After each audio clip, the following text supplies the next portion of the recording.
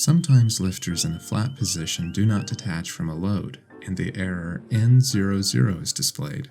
This is caused by the lifter's weight pressing down on the vacuum pads.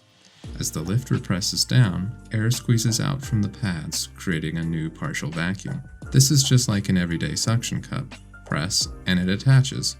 However, partial vacuum could result in unexpected load release. To prevent this, the Powr-Grip automatically reattaches the lifter with full vacuum, so attempting to remove the lifter will also raise the load. You can avoid this situation with these steps.